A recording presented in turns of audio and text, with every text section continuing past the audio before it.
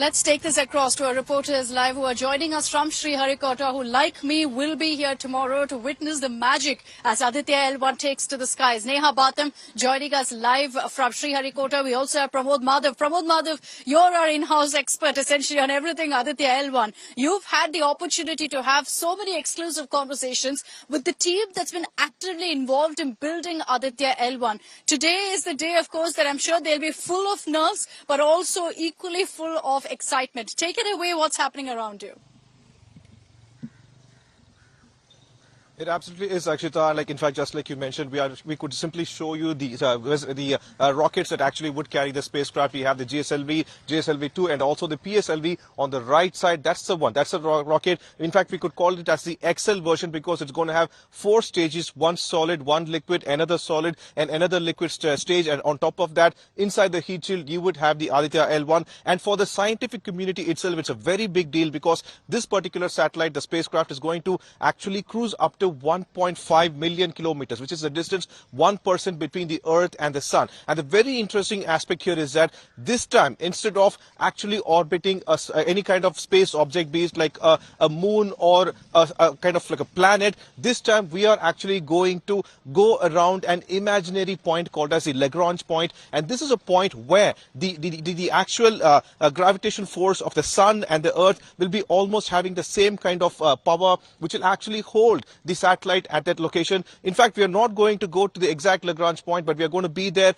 with an angular diversion of 5 to 20 degrees. That way, this imaginary point will be orbited by our Aditya L1, from where it will collect all the data. In fact, I'm showing you over this gate. You cannot even cross this gate right now, Akshita, because that's the kind of security over here. This is not even the starting point. From here, almost a kilometer away, you have the second gate, and this place is completely cordoned off. A lot of security measures have been placed over there because this is a kind of dedication ISRO puts in to send the rocket up to that point, Akshita.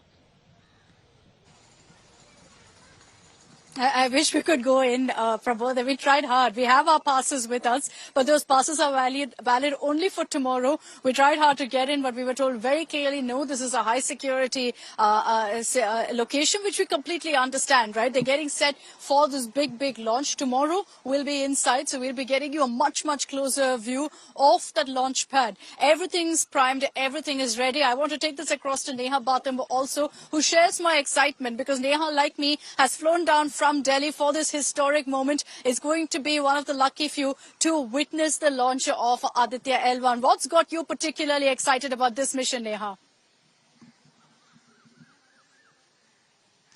Everything about it, Akshita, and right from the time when the countdown began at 12:10 this afternoon until the time we wait for the watches to go past 11:50 tomorrow morning, everything is going to get us the excitement, the euphoria, which we witnessed for Chandrayaan-3 as well, because this mission is very special for India. Before this, only NASA and the European Space Mission could be able to get closer to the Sun through their solar missions. In fact, Aditya L1 was mentioned by the Prime Minister in his speech once the Chandrayaan-3 landed, and you remember how ecstatic he was. And in a similar manner, we are also very excited. It has 7 payloads, in fact, which will gather a lot of information about the Sun, like the solar emissions, the solar temperature, the entire atmosphere around the Sun, because it's about 15 lakh kilometers away from the Earth that this Aditya L1 mission is going to be placed. And also the fact that it is made with an estimated cost of 400 crores, which is like a huge sum.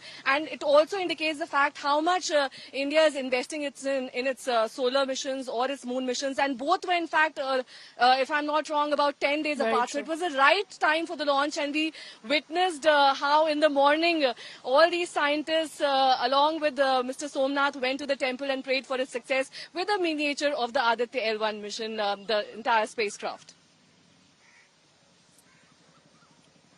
You know, there's been a lot of talk of faith or science. I think our ISRO heroes have shown that both can be combined and ensure success for the nation. Neha, making several points there that I want to pick out. One about the cost of Aditya L1. It's a huge amount of 400 crores, but you picture that and juxtapose it against how much other countries have spent on solar missions. It's nothing. It's about $45 million. And when you compare it to the US or Europe, it's at least $100 million plus. So you can imagine how much, again, India is saving on space tech. And all that is courtesy our ISRO scientists ensuring everything is made at home, made in India. That's what's made the real difference in the costing of whether it's a Chandrayaan 3 or an Aditya L1.